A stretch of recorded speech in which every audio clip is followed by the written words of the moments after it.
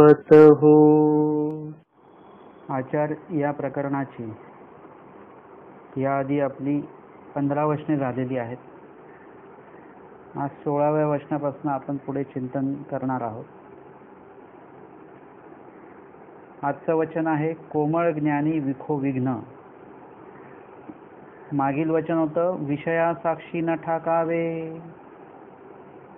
त्याच्या मागील वचन होतं विषयाच्या एकासनी न बैसावे. विषय म्हणजे जड चेतन पदार्थ किंवा दोषजनक, म्हणजे जड चेतन पदार्थाशी संपर्क तर येणारच आहेत, परंतु त्यामध्ये दोष असता कामा नये. जसं अन्न आहे, अन्नाचा संपर्क तर आपला रोजचाच आहे, तिन्ही वेळेला म्हणा, परंतु ते अन्न कसं असावं? भिक्षान्न असावं, पवित्रचे पवित्र अन्न असावं. त्याच्यामध्ये अशुद्धत्व कुठल्या प्रकारचं नसावं, रजतमादी दोष त्याच्यामध्ये नसावेत. म्हणजे दोषजनक कुठल्याही जड अथवा कुठल्याही चेतन पदार्थांचा योग असता कामा नये. म्हणून स्वामींनी सांगितलं की विषयाच्या एकासनी न बैसावे आणि विषयासाक्षी न ठाकावे. का बरं? असं केल्याने काय होतं? विषयाच्या एकासनी बैसल्याने काय होतं? आणि विषयासाक्षी जर का ठाकलो आपण, म्हणजे न ठाकायला सांगितलेलं आहे, जाऊ नये समोर, पण जर करता आपण विखो म्हणजे जड चेतन पदार्थ म्हणजेच दोषयुक्त पदार्थांच्या संपर्कात जर का आपण गेलो तर काय होते? न कोमळ ज्ञानी विखो विघ्न. कोमळ ज्ञानी म्हणजे जे नवीन आहेत, जे कोमळ आहेत अधिकाराने, आचाराने, विचाराने, अशा साधकांसाठी हे जे विखो आहेत, जे दोषयुक्त जे काही पदार्थ आहेत ते विघ्नरूपी ठरतात त्याच्यासाठी. म्हणजे एखादा जरट पुरुष असेल, कोमळाच्या विरुद्ध जरट. कोमळ म्हणजे जो नवीनच ज्याने आचरण सुरू केलेलं आहे. एक तर तो नवीन उपदेशी आहे किंवा उपदेशी तर जुना आहे परंतु आचरण नवीन सुरू केलेलं आहे. जसं एखादा उपदेशी आहे, त्यांनी उपदेश खूप वर्ष झालं घेतलेला आहे, परंतु नामस्मरण हा विधी त्यांनी चालू नाही केलेला आहे. आणि त्यांनी आत्ताच जर का तो चालू केलेला असेल 20 वर्षांनी, जसं एकाने उपदेश खूप आधी घेतलेला आहे, त्यांना पूर्वी जेव्हा समजावून सांगितली ते म्हणाले मी पूर्वी पहिल्यांदाच ऐकली म्हणे. म्हटलं ह्याच्या आधी कधी ऐकलं नाही? ते म्हणे नाही, अजिबात नाही, पहिलीच वेळ आहे पूर्वी ऐकायची. म्हणजे उपदेशाला किती वर्ष झाले? 15-20 वर्ष झाले. म्हणजे त्याच्यासाठी आता हे नवीन आचरण सुरू झालं. तो सुद्धा कसा आहे? कोमळच आहे. एखादे संन्यासी आहेत, संन्यास तर घेतला, वैश परिवर्तन तर झालं, आचरण सुरू नाही झालं. आचरण सुरू व्हायला 5 वर्ष लागले. 5 वर्षांनी आचरण सुरू झालं तर आचरणाच्या दृष्टिकोनातनं ते कसे आहेत? कोमळच आहेत. म्हणजे त्यांचा तो आचार अजून कसा आहे? कोवळा आहे. आता अशा व्यक्तीला कधीही कुठल्याही प्रकारे दोष संचरू शकतो, कारण की तो कसा आहे? कोमळ आहे. असं लहान मूल असतं, लहान मुलाला तुम्ही कुठे पंख्याखाली झोपवलं तरी त्याला कानाला वगैरे कसा कपडा बांधला जातो. त्याला उन्हात जरी न्यायचं म्हटलं तरी त्याला कपडा वगैरे बांधून व्यवस्थित डोक्याला वगैरे, कानाला हवा नाही लागली पाहिजे. का बरं? कारण की तो कोमळ आहे. बाहेर वातावरणात जो बदल होईल त्याचा परिणाम त्या घरात असलेल्या लहान बाळावर लगेच होतो, कारण की तो कसा आहे? कोमळ आहे. जो जरट आहे म्हणजे वयाने मोठा आहे त्या माणसाला उन्हात जरी जाऊन आलं तरी त्याला काही वाटणार नाही. बाहेर कसंही वातावरण बदललं तरी त्याला तसा काही फरक नाही पडणार, कारण की तो जरट आहे. तर कोमळ आणि जरटमध्ये हा फरक आपल्याला बघायला मिळतो. मग आपण जोही आचार सुरू करत असतो, जो विधी सुरू करत असतो, तो सुरुवातीच्या काळामध्ये कोमळच असतो. कोमळ असताना एक असं पण असतं की बाबा तो आचरण जे आहे ते चांगल्या प्रकारे आपल्याला घडतं, त्याच्यामध्ये एक उत्साह असतो. एकदा तो आचार जुना जुना होत गेला की मग त्याच्याविषयी आपल्याला एक सवयीचा भाग किंवा एक तसा काही आधीसारखी ती आवड जी असते ती आवड आत्ता राहत नाही आपल्याला. असंही होतं बरं का. आपल्याला इथे वेगळ्या अर्थाने हे वचन या ठिकाणी बघायचं आहे की कोमळ ज्ञानी विखो विघ्न म्हणजे जर का नवीन आचरण सुरू केलेलं असेल तर अशा व्यक्तीला असे काही जर का आमिष वगैरे दाखवल्या गेलं, एखादा जर का दोषाला बळी पडण्याचा योग जर का आला तर कोमळ ज्ञानी लगेच बळी पडत असतो. आणि जर का जरट असेल तर जरट तसा लगेच बळी पडणार नाही. कोमळ ज्ञानी आहेत, त्यांनी भिक्षा मागणे, भिक्षाविधी जो आहे तो भिक्षाविधी त्यांनी सुरू केलेला आहे. मग भिक्षाविधी सुरू करायचा आहे तर मग त्याच्यासाठी आधी अधिकार अनधिकार आपले तपासले, पदार्थांचा परिच्छेद केला, म्हणजे कुठले पदार्थ खायचे कुठले खायचे नाहीत असं सगळं झालं. परंतु 8 दिवस झालं की काही तिखटच खाल्लं नाहीये, वृक्षांनाच खाणं सुरू आहे, आचरण नवीनच सुरू केलेलं आहे.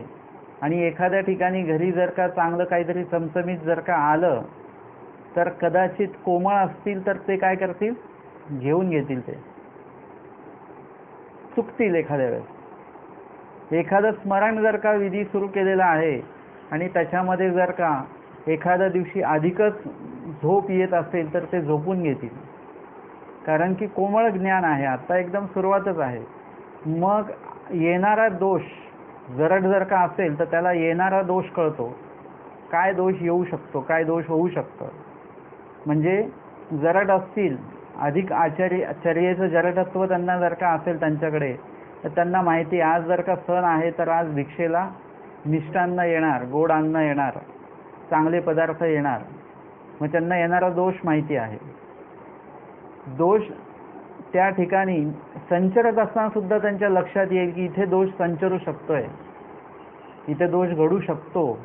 मग ते टाळणार. ते जर का कुठे काहीतरी वाद्याचा आवाज आला तर लगेच लक्षात येतं की इथे काहीतरी मंगलवाद्य वाजतंय, म्हणजे काहीतरी तोरणाचं घर इकडे दिसतं आहे, लग्नाचं काहीतरी दिसतंय. मग ते आधीच दोष त्यांना कळेल आणि ते बदलून घेतील. किंवा दोष समोर जरी आला आणि लक्षात आलं की हा समोर आलेला दोष आहे तर ते काय करू शकतील, ते टाळू शकतील, टाळतील, ते टाळण्याचा प्रयत्न करतील.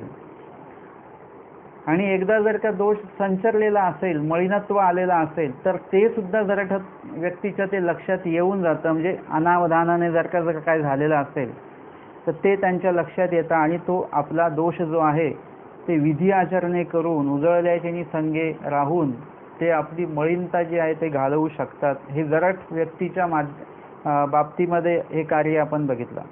परंतु कोमळ व्यक्ती असेल तर कोमळाला ते लक्षातच येणार नाही की पुढे काय घडणार असेल, हा भाग लक्षात येत नाही. काही लोक असतात बघा, बोलण्यामध्ये ते अननॅचरल असतात थोडे, मग ते काय बोलतील याचा काही नेम नसतो, कारण की त्यांना आपण काय बोलतोय त्याचा काय परिणाम होणार आहे पुढे हे त्यांच्या ध्यानीमनी नसतं अजिबात, आणि ते काहीही बोलून जात असतात. आता बोलताना सुद्धा कळत नाही आणि कधी कधी काही लोकांना बोलल्यानंतर सुद्धा कळत नाही. त्यांना जर का सांगितले तुम्ही ते चुकीचं बोलले, ते म्हणतात मी काही चुकीचं नाही बोललो, मी बरोबरच बोलतो, माझ्या मनामध्ये असं काही नव्हतं, माझ्या मनात तसं काही नव्हतं. परंतु तुम्ही जे बोललात ती चूक झालेली आहे, ती लक्षात आणून दिली तरी लक्षात येत नाही, कारण की तो भागच नाही, लक्षातच येत नाही ती गोष्ट. आणि अशा प्रकारे जर का कोमळ ज्ञानी असतील तर कोमळ ज्ञानियांना पण कधी कधी काय विघ्न येणार आहे, नवीन उपदेश घेतलेला व्यक्ती असतो तो पटकन त्याला फोन येतो की आमच्याकडे गणपती हे आहे, विसर्जन आहे, तुम्ही या. आपण लगेच जातो तयार होऊन.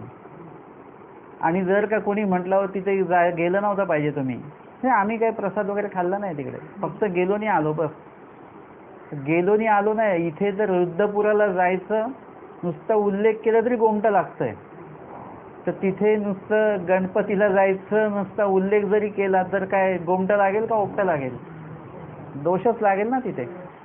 परंतु लक्षात का नाही येते, कारण की कोमळ ज्ञान आहे. काही लोक हे करतात की बाबा नाही आम्ही प्रसाद खाल्ला, परंतु ते कृष्णार्पण म्हणून खाल्ला, संकल्प बोलून खाल्ला. टाळू शकत होते परंतु टाळता नाही आला, समोर आला पदार्थ. कधी कधी असं असतं की कोमळ ज्ञान असेल तर कधी कधी पदार्थ समोर आला आणि आपल्या आवडीचा आहे, मग अशा वेळेस हे लक्षात घेतलं जात नाही की हा अन्य देवतेचा प्रसाद आहे. जर का ते लक्षात आलं जरी की हा प्रसाद आहे, विकल्पजनित आहे, तरी पण आपल्या आवडीचा पदार्थ आहे, या माध्यमातून तो खाल्ला जातो. कारण की कोमळ ज्ञान आहे. जरठत्व ज्या वेळीस येईल त्यावेळीच पदार्थ कुठलाही असो, काही असो, किती आवडीचा असो, पण तो विकल्पजनित आहे हे जेव्हा लक्षात येतं, तो पदार्थ किती महागडा असो, किती चांगला असो, किती ताजा असो, परंतु तो विकल्पजनित आहे तर तो खाल्ल्याच जाणार नाही, खाणार नाहीच ती जरट व्यक्ती. आणि कोमळ व्यक्ती असेल आणि जरट व्यक्ती म्हणजे खाणार नाही, विकल्पजनित असेल तर खाणार नाही. आणि जरट व्यक्तीच कितीही पदार्थ शिळा असेल, किती काही असेल, परंतु भिक्षांना आहे ना, प्रसादाचं आहे तर ते खाणार. म्हणजे अशी दोन टोकं आहेत, नाही खाणार आणि खाणार. कोमळ ज्ञानी असेल तर कोमळ ज्ञानी याला विधी आचरणी जर का ते कोमळ असतील तर मग त्यांना हे बाकीचे दोष घडण्याची संधी म्हणजे येत राहते, योग येत राहतो. आणि त्या योगाचा काय होतो, उपभोगही घेतला जातो. म्हणजे तो पदार्थ जर का आला, तो विकल्पजनित असेल तो खाल्ला जाऊ शकतो, तो उल्लेखाचा पदार्थ असेल तर तो खाल्ला जाऊ शकतो. एखादं जर का काही दोषजनक गोष्टी असतील तर त्या सुद्धा काय होतील, त्या घडल्या जातील त्यांच्याकडनं, किंवा त्रस उत्पन्न होईल. आणि त्रस उत्पन्न झाल्यामुळे पदार्थांची उल्लेख होऊ शकतात. आणि याच्यामुळे काय होईल की जी ती देवता आहे, ती देवता समजा कोमळ आचरणवंत आहेत आणि ते आचरणाला जर का त्यांनी सुरुवात केलेली आहे, त्यांनी आपला परिच्छेद वगैरे सगळं जाणून अधिकरणाकडे, आणि मग जर का त्यांनी आचरण सुरू केलेलं आहे तर काय होईल, त्यांना विधी आचरणी जर का काही पदार्थांचा उल्लेख झाला तर ती जी देवता आहे 36 कोटी कुठल्या देवता, स्त्रिया की पुरुष, कोण विघ्न करतं, स्त्रियांच्या लक्षात आहे, बरोबर, स्त्री देवता विघ्न करते. तर त्या देवता बरोबर तो पदार्थ मिळवून देतात. तो भिक्षेला आलेला की आज पुरणपोळीचा उल्लेख केला आणि आता काही सण बिन काहीच नाही आहे, आणि नेमकी पहिल्याच घरी पुरणपोळी आली तर ते जरट व्यक्तीला लगेच लक्षात येतं की हे आज आपण उल्लेख केलेला आहे. कोमळाला कधी लक्षात येणार नाही कदाचित. ते काय करतील, तो पदार्थ एखाद्या वेळेस खाऊन घेतील, असं होऊ शकतं, लक्षात येत नाही. काय टाळायचं आणि काय पाळायचं हे लक्षात राहत नाही आपल्या, आणि त्याच्यामुळे अनावधानाने चुकी होऊन जात असते कधी कधी.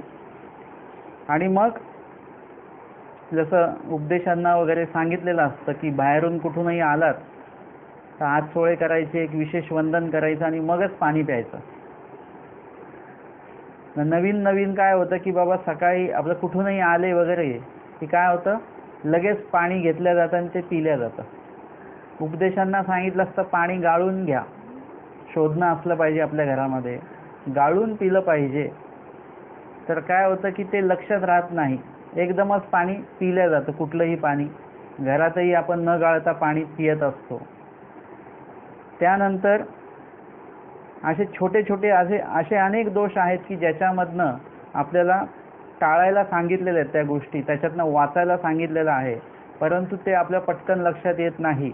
आणि जर का मग कोमळ व्यक्तीला असा जर का पदार्थ उल्लेखाचा जर का वाढण्यात आला तर त्यांच्या तो लक्षातच येत नाही की आपला हा वाढलेला आहे. बरं का, खाताना तरी लक्षात आला पाहिजे तर खातानाही लक्षात येत नाही, खाल्ल्यानंतर तरी लक्षात आला पाहिजे तर तोही लक्षात येत नाही, लक्षातच येत नाही.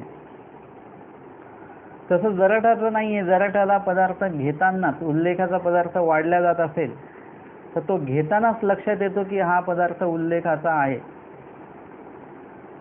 कधी जर का घेताना लक्षात नाही आलं तर घेतल्यानंतर लक्षात येतं की खाण्याच्या आधी की बाबा भिक्षा चालूच आहे अजून, तेव्हाच लक्षात येतं की हे उल्लेखाचा पदार्थ आला बरं का, लगेच तो बाजूला काढून ठेवला जाणार. कधी कधी असं होतं की खाल्ल्यानंतर लक्षात येतं. कधी कसं, ना स्मरण केलं जातं, भिक्षेला जाण्याआधी स्मरण आहे, भिक्षा सुरू असताना सुद्धा नामस्मरण सुरू आहे, भिक्षा मागून आल्यानंतर जेव्हा भोजन करायचं आहे त्याच्या आधी सुद्धा प्रसाद सेवा विशेष वंदन करून पुन्हा नामस्मरण करणे आहे, त्याच्यामध्ये लक्षात आलं पाहिजे, त्याच्यात लक्षात येतं. किंवा खाल्ल्यानंतर कधी कधी नामस्मरण म्हणजे जेव्हा चालू आहे त्यावेळीच कधी कधी लक्षात येत असतं. आपल्याला जेवल्यानंतर आपण काय करतो, सगळेच लोक जेवल्यानंतर झोप घेतो, म्हणून आपण हा सत्संगाचा वेळ 2 ते 4 ठेवला, म्हणजे जेवल्यानंतर झोपायचं नाही, स्मरणाला बसायचं, सत्संगाला बसायचं, लीळा ऐकायची. आचरणवंत व्यक्ती जे आहेत ते काही जेवल्यानंतर झोपत नाही बरं का. जेवल्यानंतर त्यांचं लीळा चिंतन आणि नामस्मरण जे चालूच आहे, जेवताना सुद्धा, जेवल्यानंतर सुद्धा पुन्हा ते चालूच आहे. विजन म्हणजे एकांतात बसून काय काय अध्ययन आपण केलेले त्याच्यावर उजळणी परत परत करायची, नामस्मरण परत परत करायचं आहे थोडासा अनधिकार झोपण्याचा, तर थोडासा एक डुलकी काढायची, पण ते सुद्धा देव आठवत आठवत झोपायचं, देव आठवत आठवत उठायचं.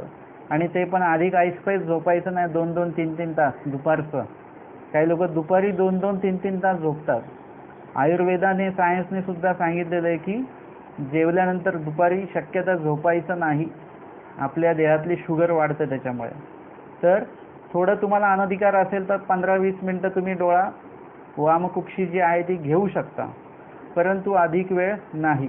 विषय चालू आहे की भोजन झाल्यानंतर जेव्हा स्मरण चालतं त्या काळामध्ये का होईना त्या जरट व्यक्तीला आठवतं की अरे 2 दिवसाआधी किंवा काल किंवा आज सकाळी आपण हा अमका अमका उल्लेख केलेला होता आणि तो पदार्थ आपल्या खाण्यामध्ये आलेला आहे. आणि त्या ठिकाणी मग तो दोष जो घडला खाण्याचा तो वमन केल्या जातं. 3 तासाच्या आज जर का लक्षात आलं तर ते वमन केल्या जाऊ शकतं आणि तो पदार्थ खाल्लेला आपल्या पोटाबाहेर तो काढला जातो.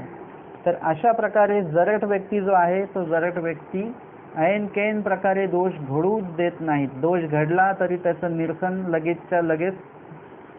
कोमळ ज्ञानी असतील तर त्यांना दोष घडणार आहे हेच कळत नाही, दोष घडला हे पण कळत नाही. आणि कधी कधी दोष घडलेला जर का कोणी सांगितलं तरी तो लक्षात येत नाही पटकन, तर तो एक भाग त्याच्यामध्ये आहे. म्हणजे त्यांना जरी मी सांगितलेलं आहे की बाबा नाम एकदा घेतल्यानंतर तुम्हाला कुठल्याही प्रकारची दाही बोलायची गरज नाही, काही अजून काही सुरक्षा कवच वगैरे काही बोलायची गरज नाही. असं काही सुरक्षा कवच वगैरे काही नाही आहे बरं का. नाम हेच आपलं सुरक्षा कवच आहे आणि ते पण श्रीमुखी दिलेलं आहे. आपण श्रीमुखी दिलेल्या नामावर कमी विश्वास ठेवतो आणि इतर जे काही दाही वगैरे लिहिलेले आहेत त्याच्यावर अधिक विश्वास असतो आपला. लोकांनी नामस्मरण करत करत जरी झोपले तरी त्यांना वाईट स्वप्नही पडणार नाहीत आणि वाईट काही घटनाही त्यांच्या बाबतीमध्ये घडणार नाही. परंतु आम्हाला नामावर विश्वास कमी असल्यामुळे अजून एक सिक्युरिटी, आपण डबल सिक्युरिटी म्हणजे नामाचे ते 10 ठाय विसरून दाही आपण जे ती म्हणून आपण झोपत असतो. आता ज्यांना मी सांगितलं ते साधूच आहेत, जुने साधू आहेत समजा, ते म्हणतात की नाही नाही तुम्ही जरी म्हणता तरी पण सगळे करतात नाही का, सगळे करतात नाही का. म्हटलं सगळ्यांचं काय घेणं आहे, तुम्हाला स्वामींनी काय सांगितलं ते केलं पाहिजे तुम्ही. परंतु त्यांना ते ईश्वरीच्या श्रीमुखीचं प्रमाण देऊन सुद्धा जर का पटत नाहीये, म्हणजे ते बुद्धी त्यांची कशी असणार आहे, कोमळ असणार आहे की दोष म्हणजे काय चूक आणि काय अचूक हे सांगितल्याने सुद्धा लक्षात येत नाही. जर का एखादा व्यक्ती जर का त्याचं जरट बुद्धीचा असेल, जरट चांगली त्याची बुद्धी असेल, तर असं मी काय काय बघत असतो की नवीन उपदेशी आहेत परंतु त्यांना ती गोष्ट लगेच नवीन उपदेशी असताना सुद्धा त्यांना ते लगेच लक्षात येतं. ते स्वतःच हे करतात की बाबा आम्ही इतक्या दिवस हे दाही वगैरे म्हणत होतो, परंतु मला असं वाटतं की नामाचे 10 टाय वाचल्यानंतर की नामाचे 10 टाय वाचल्या, नामस्मरण केल्यानंतर बाकीचं काही करायची गरज नाही असं मला वाटतं. नवीन उपदेशीच आहे तो असा बोलतो आणि जुना उपदेशी आहे तो तसा बोलतो. म्हणजे तुमच्या बुद्धीमध्ये जरट आणि कोमळता ही असते. कधी काही लोकांना ती जरटता जी आहे ती लगेच प्राप्त होऊ शकते, काही लोकांना खूप वर्ष त्याच्यात घालवल्याने सुद्धा त्यांना ती गोष्ट प्राप्त होऊ शकत नाही, असं पण असू शकतं. म्हणून काय केलं पाहिजे की कोमळाने, आता जर का कोमळाला दोष घडेल असं कळत नाही किंवा घडलाय असं कळत नाही, असं जर का स्थिती आहे तर मग कोमळाने काय केलं पाहिजे ना, कोमळाने काय केलं पाहिजे, मग विषयाच्या एकासनी बसलं नाही पाहिजे. जे तुम्हाला कळत आहे की अन्य वार्ता करणारे लोक आहेत त्यांच्यासोबत बसणेच नाही, तुमचे निम्मे दोष तेच कमी होऊन जातात. दोषवंत व्यक्तीच्या संपर्कात आले, स्वामींनी सांगितलं जैसा संगी ठेवीजे तैसा ठाके. जीव कसा आहे, जसा संग ठेवेल तसा तो होणार. मग तुम्हाला काय व्हायचं आहे. आता जर का एखादा अन्य वार्तेचा जर का एखादा संघ बसलेला असेल एखाद्या ठिकाणी 4-5 लोकांचं टोळकं, त्याच्यात जर का तुम्ही बसलात, त्याच्यात जर का आपण बसलो आणि जर का आपल्याला अन्यवार्ता करायची इच्छा होत असेल त्यांच्यासोबत, तर समजायचं आपण कोमळ आहोत. आपलं नामस्मरण चालू आहे, ते सोडण्याचं तुम्ही बघितले बाकीचे 4 लोक गप्पा मारतायत, ते काही स्मरण करत नाही. मी एकटाच गाठी घेऊन बसलेलो आहे आणि मग तुम्हाला गाठी खाली ठेवायची जर का इच्छा होत असेल तर समजायचं तुम्ही कोमळ आहात. म्हणजे हे काय आहे, आपण स्वतःला तपासायचं आहे. जर का आपण स्वतः कोमळ आहोत हे जर का आपल्या लक्षात येत असेल, तर आपण आपलं कोमळत्व जे आहे ते बदलून ते जरठत्वामध्ये ते रूपांतर केलं गेलं पाहिजे, की आपल्या कानाजवळ येऊन जरी कोणी अन्यवार्ता केली तरी आपलं स्मरण जे आहे ते सुटलं नाही पाहिजे. आपल्या मुखामध्ये धर्मवार्ता सोडून अन्यवार्ता कुठल्याही प्रकारची येता कामा नये. म्हणजे आपलं हे जरठत्व आपण वाढवत वाढवत वाढवत नेलं पाहिजे. कुठे किती काही झालं, तुम्ही संध्याकाळी किती थकून आलात तरी तुमचं विशेष वंदन असेल, दंडवत असतील, नामस्मरण असेल, लीळा वाचन असेल, रोजचा नित्यविधी तुम्ही हा केलाच पाहिजे. थकलोय म्हणून जर का तुम्ही ते ठेवत असाल तर तुम्ही कोमळ आहात. अजून एखादा कुठल्याही प्रकारचा आजार झाला म्हणून आपण देवधर्म बंद करणे हा सुद्धा काय आहे, कोमळत्वाचाच भाग आहे. आपलं कुणीतरी जवळच सरलं आणि म्हणून आपण देवावर रागून देवधर्म बंद करणं हे सुद्धा कोमळत्वाचंच लक्षण आहे. भटोबासांचे पुत्र असलेले वैराग्य देव 12व्या वर्षी ज्ञान झालं आणि 3.5 वर्षात आचरण करून देवदर्शनाला गेले. भटोबासांनी देवधर्म सोडला का त्यांचा? नाही सोडला. शांताबाईचा आहेत, शांताबाईसाला जे देवधर्म म्हणजे ते जी काही नीती ज्यांनी सोडलेली होती, म्हणजे अनिती आता करणार होते, स्वामींनी काय केलं, त्यांना परत त्या नीतीवर त्यांना आणलं, देवधर्म घडवला. त्याच्यानंतर त्यांच्या मनामध्ये कुठल्याही प्रकारचा तो भाग आला नाही, म्हणजे ते कोमळ राहिले नाही, जरड झाले. आमच्या आबाईसा होत्या, त्यांचे मोठे पुत्र जे होते ते सरलेले होते, त्यांची हत्या झालेली होती. तो जो काही सल आहे त्यांच्या मनामध्ये सलत होते श्री प्रभूंच्या सन्निधानी, परंतु तो दोष त्यांच्या मनात, ते जे काही होतं दुःख त्यांच्या मनामध्ये सलत होतं. आणि एक दिवशी आमच्या श्री प्रभूंनी त्यांना काय केलेलं, शांत विलेला आहे आणि त्यांच्या मनातनं तो जो काही कोमळत्वाचा भाग आहे, म्हणजे आमच्या स्वामींचं सन्निधान, त्यानंतर आमच्या स्वामींनी श्री प्रभूंकडे पाठवलं श्री प्रभूंचं सन्निधान. आणि श्री प्रभूंच्या ठिकाणी तर त्यांचं असं होतं की कुठलंही कार्य जे आहे ते आबाईसांशिवाय नव्हतं. काहीही आबाईसांच्या ह्याच्याने असेल, त्यांच्या माध्यमातून जर का असेल तर काय केलं जायचं, श्री प्रभू ते स्वीकारायचेच. आबाईसा त्याच्यामध्ये नसतील, आबाईसांच्या इच्छे व्यतिरिक्त ते जर का झालेलं असेल तर आमचे श्री प्रभू ते स्वीकारत नसत. एवढा श्री प्रभूंना त्यांचा अभिमान होता आणि आबाईसा सुद्धा त्याच याच्याने ते सेवा करायचे. अशा आबाईसा सुद्धा त्यांना आपल्या पुत्र मृत्यूचं दुःख त्यांच्या मनामध्ये होतं. म्हणजे हा काय झाला, तेवढा भाग तो कोमळ आहे. आपल्या आचरणामध्ये इतर भाग आपला जरट असू शकतो, पण काही भाग आपला कोमळ असू शकतो. म्हणजे स्मरण आपलं चांगलं आहे, लीळा चिंतन आपलं चांगलं आहे, सगळी बैठके आपल्या चांगल्याच आहेत, परंतु जिथे घरचा विषय आला की तिथे लगेच आपल्याला आपल्या मुलाची आठवण, मुलीची आठवण, आईची आठवण आली की गळगळाट अश्रू येतात. म्हणजे काय होतं, हे कोमळत्वाचं लक्षण आहे.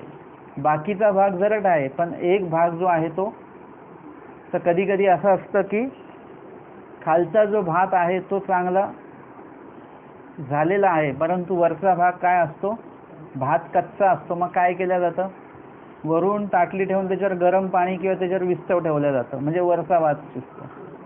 तसं आपलं 90% किंवा 80% आपण जरट जरी असलो तरी कुठल्या तरी एका याच्यामध्ये आपण कोमळ असू शकतो.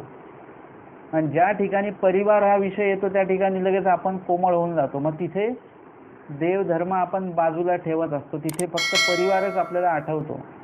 मग हे काय आहे, तो कोमळ भाग आपल्याकडे आहे, तो असला नाही पाहिजे. जर का तुमच्याकडे कोमळत्व असेल आचरणाचं विधीचं वगैरे, तर काय होऊ शकतं, त्या ठिकाणी तुम्हाला एखादा दोष संचरायला जर का जात असेल तर तो संचरल्या जाईल. तुमचं लक्ष नसेल किंवा तुम्हाला त्याचा प्रतिकार करण्याची ताकद तुमच्यामध्ये नसेल तर काय होईल. जसं काही लोक दुःख सांगत येतात, त्यांना सांगितलं की बाबा काही घाबरू नका, नामस्मरण करा तुम्ही, काही होणार नाही. पण त्यांना विश्वास वाटत नाही, बाबा अजून काहीतरी सांगा, काही वाचायला सांगा आम्हाला, काय वाचायचं, किती वेळा वाचायचं वगैरे. म्हणजे त्यांना त्या बाबतीमध्ये ती कोमळता आहे की त्यांना त्या विशिष्ट नामावर त्यांना तो हे नाही आहे, भाव तो नाही आहे किंवा त्याच्याबद्दलचा तो विश्वास नाही आहे. आणि म्हणून काय केलं पाहिजे, कोमळ ज्ञानियांनी दोष संचरू नये म्हणून मागील 2 वचने सांगितलेली आहेत की विषयाच्या एका सनीच बसायचं नाही आहे, संपर्कातच राहायचं नाही अजिबात. तुम्हाला याच्यासाठी गुण आणि दोष पहिली गोष्ट माहिती पाहिजे, गुणयुक्त व्यक्ती माहिती पाहिजे, दोषयुक्त व्यक्ती माहिती पाहिजे. कोण गुणयुक्त आहे, कोण दोषयुक्त आहे. देवानी तर सांगितले की दोष कोणाचे बघायचे नाहीत. बघायचे नाहीत म्हणजे काय, त्या दोषांचं चिंतन आपण नाही करायचं. आपण गाठी घेऊन काय करत असतो की हा माणूस तसा आहे, तो माणूस तसा आहे, ह्याने असं केलं, त्यांनी तसं बोललं गेलं, मी याला दाखवणारच बरोबर, हा कसा असं बोलला, हे चिंतन आपलं चालतं. हे काय आहे, या असे दोष आपण बघू नये. परंतु तुम्हाला दोषयुक्त व्यक्ती पण माहिती पाहिजे आणि गुणयुक्त व्यक्ती पण माहिती पाहिजे. दोष कुणाला सांगायचे नाहीत किंवा ते सांगण्यात कुणाला सांगण्यात आपला वेळ घालवायचा नाही. परंतु तुम्हाला माहिती पाहिजे की हा अन्यवार्ता करणारा माणूस आहे, हा लबाड माणूस आहे, हा तस्करी करणारा माणूस आहे, म्हणजे लुबाडणारा चोरणारा माणूस आहे. हा जो व्यक्ती आहे अन्यवार्ता करणारा व्यक्ती आहे, म्हणजे हे तुम्हाला माहिती पाहिजे. मग याच्या व्यतिरिक्त ही व्यक्ती धर्मवार्ता करणारी आहे, ही स्मरणनिष्ठ आहे, यांची लीळा चांगल्या पक्क्या आहेत, अशा व्यक्तींची जाणीव सुद्धा तुम्हाला त्या ठिकाणी पाहिजे. तरच तुम्ही कोणाला टाळायचं आणि कुणाशी संपर्कात राहायचं हे तुम्ही ठरवू शकता. अन्यवार्ता करणारा व्यक्ती असेल त्याच्या बाजूला बसू नका. ज्याचं स्मरण कधीच करत नाही त्याच्या संपर्कामध्ये राहू नका. ज्यांचं लीळेवर चिंतनच नाहीये, इतर गोष्टींवरच त्यांचं चिंतन सुरू आहे, तर त्या व्यक्तीच्या संपर्कात तुम्ही राहू नका. नाहीतर काय होईल, असे हे व्यक्ती म्हणजे विषय व्यक्ती आहेत, त्यांच्या एकासनी म्हणजे त्यांच्या संगतीत जर का तुम्ही बसलात तर काय होईल, पुढे तुम्हाला तो विखो म्हणजे तो दोष आहे तो संचरेल. मग नुसतं विषयाच्या एकासनीच बसू नये का या कोमळ ज्ञानियाने ना. परत मागील वचन त्याचे आपण घेऊया की समोरून जर का दोष येत असेल, समोर जर का दोष उभा ठाकलेला असेल, तर आपण काय करायचं, आपला रस्ता बदलून घ्यायचा. पूर्णपणे आपण काय राहायचं, सावध असलं पाहिजे. नाहीतर काय होईल, तुम्ही जर का कोमळच राहिलात म्हणजे ह्या क्रिया आचरणातनं तुम्ही जरट व्हाल. तुमच्यामध्ये काय होणार आहे, ती जी क्रिया आहे त्या क्रियेच्या माध्यमातनं, त्या विधीच्या माध्यमातनं तुमच्यामध्ये ते जरठत्व येत राहील. पहिले तुम्ही चुकणार नाही असं नाही, विघ्न होतील, दोष पण घडेल, मळीनत्व पण येईल. पण तुम्हाला स्वतः जर का तुम्ही कोमळ ज्ञानी आहात तर तुम्ही काय केलं पाहिजे, तुमचे जे गुरु सुहृद आहेत त्यांच्याकडे तुमचं आचरण तुम्ही वेळोवेळी दाखवता आलं पाहिजे तुम्हाला. काही उपदेशी लोक अशी आहेत की ज्यांना गुरूंचं नावच माहिती नाही. काही लोक अशी आहेत की गुरूंनी सांगितलेलीच नामं माहिती नाही. गुरुचं नाव नसेल माहिती तरी ठीक आहे बाबा, परंतु गुरूंनी जी नावं सांगितली ती तरी माहिती असणं गरजेचं आहे.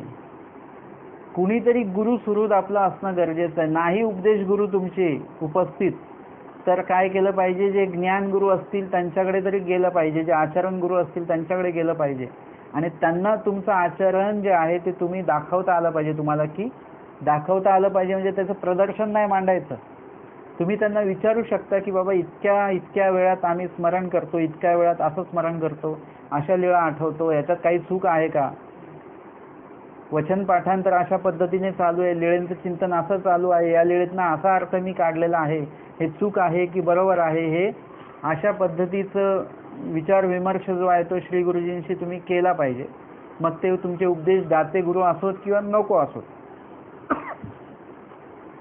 ते कसे असले पाहिजेत, विद्वान असले पाहिजेत, निरूपक असले पाहिजेत, तर तुम्ही त्यांच्याकडे जाऊन, मग ते कोणी असो, त्यांच्याकडे जाऊन तुम्ही तुमचं जे आचरण आहे ती आचरणाची दावल तुम्ही त्यांना दाखवायची आहे.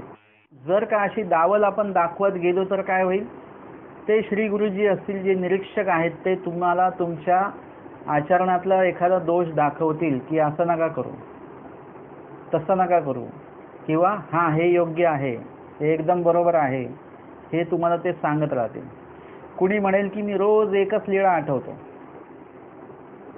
माझी एकच लीळा पाठ आहे, ते म्हणतील बरोबर आहे, चांगलं, ठीक आहे. परंतु 8 दिवसांनी परत तुम्ही जर का गेलात आणि परत तेच सांगितलं तर ते सांगतील असं करा, आता दुसरी कुठली तरी लीळा पाठ करा, तिसरी करा, चौथी करा. ते तुम्हाला ती तुमची ज्या क्रियेतली जी काही योग्यता आहे, योग्य बाजू आहे ती पण मांडतील, अयोग्य बाजू असतील ती पण ते निरसन करून सांगतील. आणि म्हणून विषया साक्षी न ठाकावे, म्हणजे विषयाच्या समोर जाऊ नये. परंतु जर का कोणी ज्ञानी व्यक्ती असेल तर त्यांच्या समोर गेलं पाहिजे, दावी जे सांगितलेलं आहे स्वामींनी. आणि म्हणून या ठिकाणी जे वचन सांगितलेलं आहे, कोमळ ज्ञानी विखो विघ्न. आधी तर आपण असं घेतलं की विषया साक्षीना ठाकावे, का ठाकू नये ना, कोमळ ज्ञानीला विघ्न होतं म्हणून. आता आपण परत वेगळी शंका दिली की कोमळ ज्ञानीला विघ्न होतं, मग काय केलं पाहिजे विघ्न होऊ नये म्हणून. तर मागेच सांगितलं स्वामींनी, विषया साक्षी ठाकू नये आणि विषयाच्या एकासनी सुद्धा बसू नये. आता कोमळ ज्ञानी विखो विघ्न सांगितलेलं आहे, म्हणजे कोमळ ज्ञानी याला विघ्न होतं असं जे सांगितलेलं आहे, तर का म्हणून बरं विघ्न का होतं, किंवा त्या विघ्नाला तो बळी का पडतो तो कोमळ ज्ञानी. न नरवीरात पर विषय वीर नाही. कारण की इतिहासामध्ये जर का आपण पाहिलं तर आपल्याला असं बघायला मिळतं की नरवीरात म्हणजे युद्धामध्ये एखाद्या राजाला, एखाद्या सैन्याला, सैनिकांना त्यांच्याशी युद्ध करून त्यांना जिंकणारे अनेक वीर पुरुष आपल्याला इतिहासामध्ये बघायला मिळतात, वाचायला मिळतात, ऐकायला मिळतात. नराते जिंकिते वीर पुरुष आहेत अशा पद्धतीने. कधी कधी वेगळ्या पद्धतीने जिंकणारे आहेत. एखादा राजा आहे आणि त्याच्यासमोर त्या दरबारामध्ये एखादा कोणीतरी कलाकार येतो आणि तो आपली कला राजासमोर दाखवून राजाला खुश करतो, म्हणजे राजाला तो जिंकतो. असं पण असतं, एक युद्ध करून जिंकल्या जातं, एक आपलं काहीतरी कला सादर करून जिंकल्या जातं, असं होत असतं. म्हणजे तुम्ही मनुष्य मनुष्याला जिंकू शकता, मनुष्य मनुष्याला पसंत करू शकतात, मनुष्य मनुष्याला विकत घेऊ शकतात, म्हणजे सगळं घडू शकतं. आपण मनुष्याला एखाद्याला काय करू शकतो, त्याला आनंदित सुद्धा करू शकतो. स्वामी म्हणतात जीव जीवार्चन घडे, म्हणजे जीवाकडनं जीवाचं अर्चन घडलं जातं, जीवाकडनं जीवाचं पूजन घडलं जातं, जीवाकडनं जीव संतुष्ट होतो. परंतु ईश्वराला संतुष्ट करणे नाही, ईश्वराचं पूजन अर्चन घडणे हा प्रकार नाही आहे. म्हणजे बघा विषय थोडा वेगळा आहे, परंतु काल एका ठिकाणी विषय निघालेला होता. ते एकाला विचारलं की का हो, आपण सगळे एका देवाचे आहोत की नाही, हो एकाच पंथाचे आहोत, सगळं काय आहे, तरी आपल्या सगळ्यांना आपापल्याच गुरुचा अभिमान का असतो. मला माझ्याच गुरूंचा अभिमान, मला तुमच्या गुरूंचा अभिमान नसतो, तुम्हाला तुमच्याच गुरूचा अभिमान, तुम्हाला माझ्या गुरूंचा अभिमान नसतो, असं का असतं बरं. देव जर का सगळ्यांचा एकच आहे तर आपल्याला या पंथातल्या सगळ्याच व्यक्तीचा अभिमान असला पाहिजे. एक नवीन उपदेशी काय आणि एकदम टोकाला असलेले अनुसरण झालेले व्यक्ती काय, अधिकरण काय, ज्ञात विरक्त काय, सगळ्यांचा समान अभिमान आपल्याला असला पाहिजे. परंतु आपल्यामध्ये तो भेदाभेद आपल्याला दिसत असतो. म्हणजे हे काय आहे की हा एक भाग आपल्यामध्ये बघायला मिळत असतो. तर म्हणजे एक अपेक्षा होती की म्हणजे सगळ्यांना काय झालं पाहिजे, देवाचा अभिमान असला पाहिजे. देवाचा जर का अभिमान असला की सगळ्यांचाच आधी येत बुद्धी व्हावी, मग येथीच्या परिवारावर व्हावी. आपण कुठेतरी सारंग पंडितांसारखं आपलं चालू आहे थोडंसं. आपली देवावर जेवढी बुद्धी नाही आहे तेवढी आपली गुरूंवर आहे, असावी, काय हरकत नाही. कारण गुरु जे सांगतात ते ईश्वराने सांगितलेलंच सांगतात. परंतु यदा कदाचित कधी कधी जर का ईश्वराने न सांगितलेलं जर का सांगितलं जात असेल तर अशा वेळी आपली बुद्धी आपण ईश्वरावरच जर का मूळ ठेवली तुम्ही, तर त्याचा फायदा काय होतो? स्वामींच्या श्रीमुखातलं वचन आहे, आधी येत बुद्धी होवावी. आधी ईश्वरावर बुद्धी जर का असली तर ईश्वराचं सांगणारे सगळ्यांवर तुमची बुद्धी आपोआपच येणार, वेगळी आणावी लागणार नाही. जर का तुम्ही तुमच्या घरी एखादी वस्तू आहे, तीच वस्तू तुम्ही दुसऱ्याकडे जेव्हा बघता तर तुम्ही अरे आमच्याकडे पण अशीच वस्तू आहे, म्हणजे तो एक भाग आपोआपच तयार होतो. तो काही वेगळा हे नाही करावं लागत, तयार नाही करावं लागत. म्हणून या ठिकाणी नराते जिंकिते वीर पुरुष आहेत, म्हणजे मनुष्य मनुष्याचा ऐकणारा आहे, मनुष्य मनुष्याला जिंकणारा आहे वगैरे वगैरे, संतुष्ट करणारा आहे. परंतु ईश्वराला संतुष्ट करणे, ईश्वराचं अर्चन पूजन वगैरे घडणं, हा प्रकार आपल्याला कमी प्रमाणामध्ये बघायला मिळतो. आणि म्हणून वचन आपण थोडासा वेगळा अर्थ घेतला इथे. परंतु आपण मूळ परत विषयाकडे येऊया की कोमळ ज्ञानी का बरं या विखो पदार्थांना बळी पडतात. ना सांगितलेलं आहे की नराते जिंकिते वीर पुरुष पुष्कळ आहेत इतिहासामध्ये, परी विषय वीर नाही, परंतु विषयाचे जिंकिणारा पुरुष अजूनपर्यंत, म्हणजे ऐकायला जर का तुम्ही पानं चाळली इतिहासाची तर खूप कमी प्रमाणामध्ये तुम्हाला ते लोक मिळतील. स्वामीने सांगितलेलं नाही की असे जीव कसे विरळा नांदे, म्हणजे खूप कमी लोक तुम्हाला असे बघायला मिळतील की विषयाते जिंकिणारे. एखादा पदार्थ आपल्या पुढे आहे आणि तो आपण खायचा नाहीये, त्याच्यासाठी तुमच्याकडे विषय विरत्व असलं पाहिजे. म्हणजे तुम्ही म्हटले की मी खातच नाहीये, 10 महिन्यापासून गोडच बंद केलेलं आहे, परंतु गोड खाण्याची वृत्ती कुठे बंद केलेली आपण? एखादा गोड पदार्थ आल्यानंतर आपल्याला असं वाटतं की खाल्लं असतो, परंतु काय आता ते मला खाता येत नाही म्हणून, म्हणजे मनामध्ये ती चुळबुळ चालू आहे. म्हणजे हे विषय विरत्व नाहीये बरं का, तुम्ही जबरदस्ती खात नाहीयेत. हा भाग कोणीतरी तुम्हाला स्मरणाला बसवलंय जबरदस्ती, 1 तास स्मरण आहे बरं का, आता बसले तुम्ही, आता काय करायचं, झोप येते, कंटाळा येतोय, परंतु आता आलोय तर मग करावंच लागणार, म्हणून आपल्याला ते करावं लागतं. जबरदस्ती चालू आहे, हे तुम्ही स्मरणाला जिंकलेलं नाहीये, तुम्हाला हे बांधून ठेवलेलं आहे, म्हणून आपण ते करतो आहोत. म्हणजे अशी वेळ येते ना कधी कधी, तर तो एक प्रकार असतो.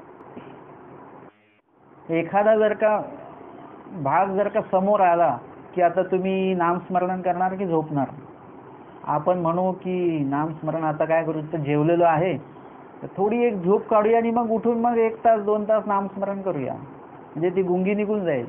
परंतु 2 ते 3 तास झोप होते आणि नामस्मरण काय होतच नाही, म्हणजे विषय वीर नाही, म्हणजे झोपेला आपण जिंकलंच नाही. एखादा पदार्थ समोर आहे, तुम्ही जेवणार की निरूपणाला बसणार, मग आधी जेवून घेऊया, म्हणजे नंतर मग काय ताणच नाही. मग आपण जेवणाच्या मागे आपण लागणार, आणि भोजनाच्या मागे लागलो एकदा की मग विषय वीर नाही, मग काय जेविता परमेश्वर काय आपल्याला आठवत नाही. एकदा जय केला, पहिल्यांदा नाव घेतलं, संकल्प फोडला, चक्रधरास अर्पण, की मग जे सुरुवात होते की मग त्या जेवणातल्या विविध चवी आपल्याला लागतात आणि आपण परत विषयवीर ठरत नाही, विषयच आपल्याला जिंकत राहतो. आपण काही विषयाला जिंकलेलं नाही, म्हणजे आपण विषयासमोर नेहमी हारतच असतो. आणि म्हणून या ठिकाणी सांगितलेले की कोमळ व्यक्ती जो असतो, त्या कोमळ व्यक्तीच्या पुढे असे जे विखो पदार्थ आले की ते विखो पदार्थाला तो बळी पडत राहतो. जसं महादाईचा आहेत, तूप खाण्याच्या बळी पडलेल्या होत्या, विषय विरत्व नाही, म्हणजे पदार्थांच्या संदर्भात, की ते तूप खात होते. स्वामींनी त्यांचं ते तूप बंद करवलं आणि मग सांगितलं, म्हणजे त्यांच्या लक्षात आलं की हो, या तुपामुळे मला काही पोट दुखतं माझं आणि म्हणून तूप खाल्लं की पोट दुखत नाही, असं काही नाहीये, हे माझी मानसिक आजार आहे. म्हणजे त्यांचा तो दोष स्वामींनी काय केला, बंद केला त्या ठिकाणी. नाथोबासांची लीळा आपल्याला माहितीच आहे. शयनासनी भोजनी किंवा जेविताय तुम्हा आठवीत होते का वगैरे, ती एक तर लीळा आहेच आहे. या बाबतीमध्ये स्वामी नाथोबा आणि भटोबासांविषयी बोलतात की मंडळी भाजीची या सिया आणि भटोबास जे आहेत वानरेश रस पिती आणि उडवणी जाती, त्याच्यामध्ये ते रममान होणार नाहीत. पदार्थ खावा खाऊ नये अशातला भाग नाही. स्वामी म्हणतात की पदार्थ खावा म्हणजे तुम्ही त्रस उत्पन्न होऊ देऊ नका, परंतु त्याच्यात रममान होणं जे आहे, रममान होण्याचा भाग जो आहे तो काढून टाका. एखादा पदार्थ नाही भेटला तर नाही, म्हणजे त्याचं तुम्हाला काही सुखदुःख नसलंच पाहिजे. आत्ता तुम्हाला 10 लाख रुपये नाही भेटले तर दुःख आहे का? काही नसलंच पाहिजे. ते आहे म्हणा, परंतु ते नसलं पाहिजे. काही काही गोष्टी आहेत अशा की ज्या आपल्याकडे नाहीत आणि नसल्या पाहिजेत आणि नको आहेत, नाही भेटल्यात. या सगळे विचारांशी आपण कुठेही गुंतलेलो असलो नाही पाहिजे. नाही तर नाहीच असं एक मनामध्ये आपलं पाहिजे. तर एकंदरीत काय होतं की आपण एखादा पदार्थ भेटत नाही आपल्याला, तो खाल्लाही जात नाही आपल्याकडनं, परंतु आपण त्याच्यामध्ये रममान असतो बरं का. का तुम्ही आले नाहीत तिकडे कार्यक्रमाला? छान हे होतं, पुलाव होता आणि कढी होती. आपण लगेच तिकडे कार्यक्रमात काय निरूपण झालं हे तर विचारतच नाही, आणि तो विचार सांगणार पण आपल्याला सांगत नाही बरं का. प्रवचनाचा मेनू काय होता तो सांगत नाही सांगणारे, पण जेवायला काय होतं तो मेनू ते बरोबर सांगतात. आणि आपण सुद्धा त्याला कधी विचारत नाही की निरूपणात काय झाला, आज विषय किती वचनं झाली, कुठली वचनं झाली. आपण पण त्याच्यातच असतो. अरे हो, मग आलो असतो तर बरं झालं असतं, आज कढी खायची इच्छा होती माझी. म्हणजे त्या विषयामध्ये परत आपण अडकलेलो आहोत. अशा अनेक याच्यामध्ये आपण अडकलेलो आहोत. एखादा व्यक्ती बोलतो तुम्ही का नाही आले पिकनिकला? आम्ही इकडे गेलो तिकडे गेलो, विमानात बसलो, असं झालं तसं झालं. आता खूपसे लोक गेलेले आहेत.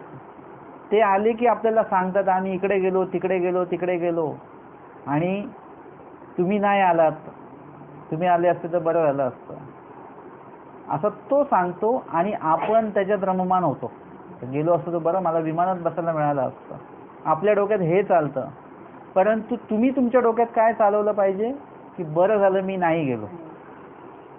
मी नाही गेल्यामुळे माझं इथे एवढं वाचन झालं, एवढं नामस्मरण झालं, एवढं पाठांतर झालं, एवढ्या वेळेस मला विधीसाठी मला उपस्थित राहता आलं एखाद्या. तिकडे मी काय केलं असतं, पर पैसे व्यर्थ गेले असते, विमान कुठे कोसळलं असतं, मेलो असतो तर आत्मघाती असे कोणी ठाव नाही का. म्हणजे हे सगळं तुम्ही प्लसमध्ये बघितलं पाहिजे की नाही गेलो ते बरंच झालं. एखाद्या आचरणवंत व्यक्तीला एखादा पदार्थ नाही भेटला आणि एखादा कोमळ असेल, कोमळ म्हणजे कोमळ पण त्याच्यात घेता येत नाही, की जो आचरण शून्य व्यक्ती आहे. कोमळ व्यक्ती तरी आचरणाला लागलेला आहे, पण एखादा आचरण शून्य व्यक्ती, त्याला जर का पदार्थ नाही मिळाला तर त्याला असं वाटतं की अरे अरे पदार्थच नाही मिळाला, अजून पाहिजे होता, अजून भेटला पाहिजे होता, असा भाग मनामध्ये येतो. हा कोमळत्वाचा एक भाग आहे. समजा एक आचरण शून्यत्वाचा पण भाग आहे आणि कोमळत्वाचाही भाग आहे. कोमळ व्यक्तीला पण असं वाटू शकतं किंवा मला पदार्थ अजून भेटला पाहिजे होता. पूर्वकाळामध्ये भटोबासांना तसं वाटलेलं होतं की जिव्हे डाव लागला. आमच्या स्वामींनी काय केलं, शिक्षा पण केलं त्यांना, आणि ते म्हणाले कांगा ऐसे म्हणाल, असं म्हणाल का परत की मला कमी मिळालं, मला अजून भेटलं पाहिजे होतं, तृप्तता नाही आली आहे खाऊन, असं म्हणाल. आणि स्वामी चमरी दंड दिलेला आहे, त्यांना मारलेलं आहे स्वामींनी त्यांना. म्हणजे हे काय आहे, स्वामींनी त्यांचा जो कोमळपणा आहे तो घालवून टाकला. आणि त्याच्यानंतर एक दिवशी जर भूक लागली तर ते चणे खात असताना तिथे तेल संपलेलं होतं. ते टोळाचं जे काही तेल होतं, म्हणजे दिवा जळलेलं जे तेल होतं ते टाकलं आणि ते भटोबासांनी खाल्लं. पण ते सोबतचे जे होते, कोण, मार्तंड होते, त्यांनी खाल्लं तर त्यांना ते उमळून आलं. ते पलीकडे जाऊन ते उलटी करून दिली त्यांनी. आणि भटोबासांनी ते खाल्लं, त्यांना काही वाटलं नाही. का? कारण की इथे त्यांना तयार केलेलं आहे स्वामींनी. कांगा ऐसे म्हणाल, जे भेटलं पात्री पडिले भोजन कीजे, जसं येईल तसं सुरू. आणि म्हणूनच एका वेळेला एका बाईनी तुपाच्या ऐवजी तेल वाढलं. कसलं? करडेल. आणि तेही भटोबासांनी खाल्लं, त्यांनी काय हे नाही केलं. त्यांना कळलं नाही अशातला भाग नाही, कळलं त्यांना मी काय खातो, परंतु त्यांनी त्याचं हे नाही केलं, प्रदर्शन नाही. ठीक आहे, करडाईचं तेल तर करडाईचं तेल, तेल तर तेल, शेंगदाण्याचं तर शेंगदाण्याचं तेल, तूप तर तूप, म्हणजे जे आहे ते नाही काही तर नाही काही, सुरू करा. म्हणजे हा जो काही कोमळत्वाचा जो भाग होता, आमच्या स्वामींनी वेळीच त्यांना शिक्षा पण करून, निरूपण करून, त्यांच्याकडनं आचरण घडवून तो त्यांच्यातला तो भाग काढून टाकला. आणि म्हणून या नंतरच्या ज्या स्मृती आपण बघितल्या त्यांच्या, की ते म्हणाले की करडेल की तुपे लायसे जाणे तर रुपयाची आण. म्हणजे काय, मला हे नाही, जे वाढाल ते आम्ही खाणार आहोत. स्वामींनी सांगितलेलं आहे आणि ते आचरण आता उतरलेलं आहे. एक वेळ कोमळ पद्धती होती की ज्याच्यामध्ये जिव्हे डाव लागला असं म्हटले, आणि आज ती एक जडत्वाची वेळ आली जिथे करडेल की तुपे लायसे जाणे हे म्हणण्याची एक टोक आहे त्यांचं. म्हणजे हे कोमळत्वाचं आणि जडत्वाचं हे लक्षण आपल्याला इकडे या ठिकाणी लिळत बघायला मिळालेलं आहे, भटोबासांच्या रूपाने बघायला मिळालेलं आहे. आणि म्हणून भटोबासांनी जसं ते पदार्थ जिंकले, म्हणजे आमचे माहीमभट्ट जे होते, माहीमभट्टांनी पहिल्या दिवशी घास खाल्ला तर त्यांना तो खाल्ल्या गेला नाही, गळ्याखाली गेलाच नाही तो. दुसऱ्या दिवशी पण नाही झालं. तिसऱ्या दिवशी त्यांनी ते खाल्लं, एक घास गेला आणि ते बोलले की हा मी होय माह्या, म्हणजे मी जिंकलो, आता मला काळजी नाही, मी खाऊ शकतो, हे मला माहिती पडलं. म्हणजे पहिल्या 2 याच्यामध्ये कोमळत्व होतं आणि तो पदार्थ ते जिंकू शकले नाही, कारण तो वास जो होता पदार्थाला, तो वास ते जिंकू शकले नाही.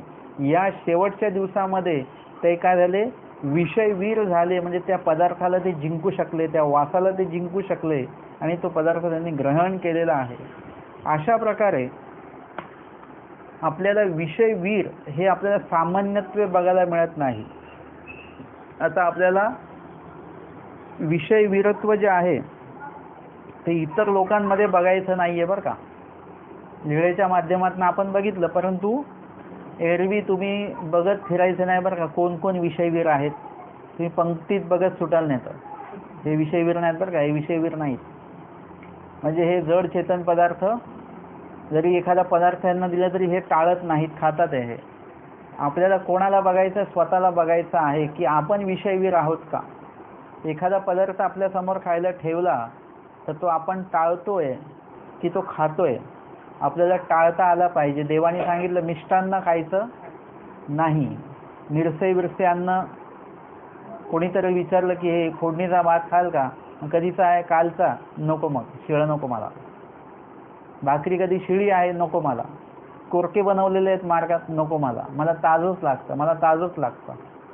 कोणाला सांगतो आपण ताजं लागतं? तांदूळ ताजे आहेत का? गहू ताजे आहेत? पाणी ताजं असतं का? मागच्या पावसाळ्यात पडून गेलेलं पाणी पितो आपण. पाव खातो, ताजे असतात. कडधान्य ताजे असतात. काय ताजं आहे याच्यामध्ये? काही ताजं नाही आहे. तुम्ही जे आत्ता स्मरण करताय ना ते ताजं आहे. तुम्ही जे आता दोष जोडताय ते ताजं आहे, बाकी काही ताजं नाही आहे. सगळं शिळच आहे, मिरसे विरसेच आहे. आपल्याला असं एक मानसिकता झालेली आहे की तेच लोणचं जर का कितीतरी दिवस मुरलेलं असेल तर ते अजून चांगलं लागतं. ते मिरसे विरसं खातोय आपण का? त्याच्यात एक वेगळी चव लागते, आपल्याला सवयीची झालेली ती चव, म्हणून ती आपल्याला आवडते आहे.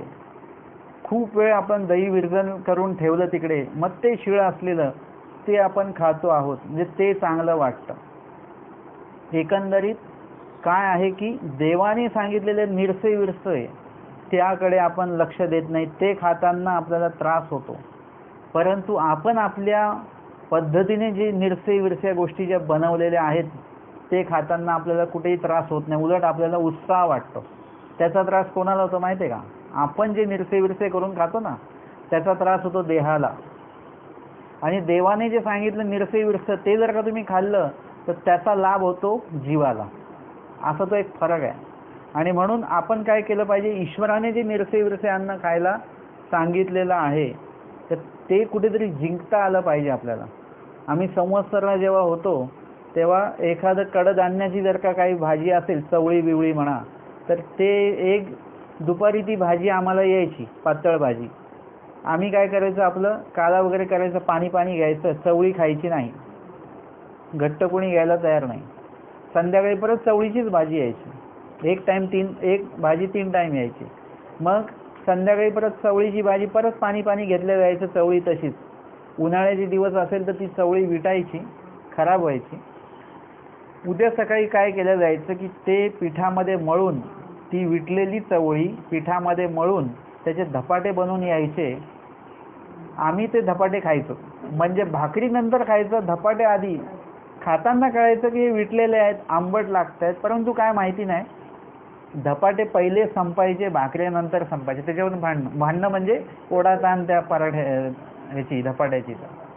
म्हणजे हे काय आहे, कुठेतरी जर का मी कोमळ असेल तर मला काय वाटेल, हे काय बाबा एक भाजी 3 टाइम पाठवत आहेत, बरं ही भाजी विटली, आता पाठवली पाहिजे का? ही नाही पाठवली पाहिजे, आरोग्यदृष्टी चांगली नाही आहे. परंतु बाबा ती विटलेल्या भाजीचे धपाटे करून आम्हाला ते पाठवायचे. का बरं? कारण की कुठेतरी विषय विरत्व आलं पाहिजे. आत्ता ते दिवस आठवल्यानंतर आत्ताचे हे असतं की बाबा आत्ता कोणी विचारलं तुम्हाला काय आवडतं, काहीही आवडतं. ही भाकरी खाता का? हो खातो. ती भाकरी? हो खातो. चपाती खातो, हे खातो, ते खातो. म्हणजे का बरं? सगळं खातो आपण. का? कारण की आम्हाला ती सवय बाबांनी लावली. मग ती भाजी चांगली मसालेदार असो, चांगली असो, किंवा पूर्ण पाणी असो, ती शिळी असो नाही तर अत्यंत शिळी असो, ती तुम्ही खाल्ल्या गेली पाहिजे तुमच्याकडनं. आम्हाला असं वाटायचं त्या काळामध्ये की असं का बनवतात, परंतु नंतर जसं ते ज्ञान व्हायला लागलं तसं कळायला, 2 गोष्टी समजायला लागल्या. तसं कळायला लागलं की ही सवय आत्तापासून बाबा आपल्याकडनं करून घेत आहेत. आणि आत्ता हे जाणीव होते की ते जे काय अन्न होतं, जे अधिक काही चमचमीत असं नसायचं, नेहमीच कधी कोरके असायचे, कधी कढी असायची. परंतु अभ्यास करायचा असेल तर असंच अन्न खावं लागतं बरं का. आपण जर का चमचमीत अन्न खाल्लं की तुम्हाला लगेच येणार की झोप. दुपारी खाल्ले की झोप, संध्याकाळी खाल्ले की झोप. मधला काळ जो आहे, सकाळी जर का चमचमीत खाऊन झोपलं असेल तर सकाळी जाग येणार नाही लवकर आपल्याला, झोप होणार आहे सगळी. म्हणजे काय आहे, आपल्या पदार्थांवर आपलं किती नियंत्रण असलं पाहिजे ते आम्ही आश्रमामध्ये शिकलो. आणि मग ते बाबांचं जे काय हे होतं पूर्ण आयोजन, ते आम्हाला तेव्हा नंतर कळायला लागलं की आत्ता कळतं की आत्ता जे आम्ही पदार्थ खातो इथे, ते जर का पदार्थ त्या काळीत आश्रमात भेटले असते तर आमचा अभ्यासच नसतो झाला. तर ते सगळं काय केलं जायचं की त्याच्याने तुम्ही विरक्त व्हाल, खाऊन तुम्ही विरक्त व्हाल. इथे आपली व्याख्या काय आहे, न खाऊन विरक्त. परंतु आश्रमातलं जे अन्न होतं ते अशा पद्धतीने दिल्या जायचं की ते खाऊन विरक्ती यायची. आणि खऱ्या अर्थाने वृक्षांना काय आहे वगैरे वगैरे. आणि एखादा पदार्थ जो आहे तो कशा प्रकारे, म्हणजे इथे चांगलं खायची सवय आणि तिथे जाऊन गेल्यानंतर भाकरी आणि भाजी. म्हणजे हे काय आहे, तो पदार्थ खाण्याची एक सवय जी आहे ती लागून तो पदार्थाचं एक जिंकल्या गेल्यासारखं आहे ते. म्हणजे विषय विरत्व एकदम, तसं वचनामध्ये स्वामींनी हे केलेलं आहे तसं आमच्यामध्ये आलं असं मी नाही म्हणत. परंतु कुठेतरी पदार्थ खाण्याची जी सवय आहे, कशाही प्रकारचा पदार्थ आला तरी तो आपल्याला खाता आला पाहिजे. तो शिळा असो, ताजा असो, विटलेला असो, तो आपल्याला ग्रहण करता आला पाहिजे. आणि कुठल्याही प्रकारे त्या ठिकाणी तुम्हाला किळस भावली गेली नाही पाहिजे, वाईट वाटलं नाही पाहिजे, उलट त्याच्यामध्ये तुम्हाला आनंदच वाटला पाहिजे. अशा प्रकारचं हे विषय विरत्व जे आहे ते स्वामींना अपेक्षित आहे. आजच्या सत्रामध्ये आपण आचार या प्रकरणाची 16 आणि 17 अशा 2 वर्षांवर चिंतन केलेलं आहे. दंडवत हो.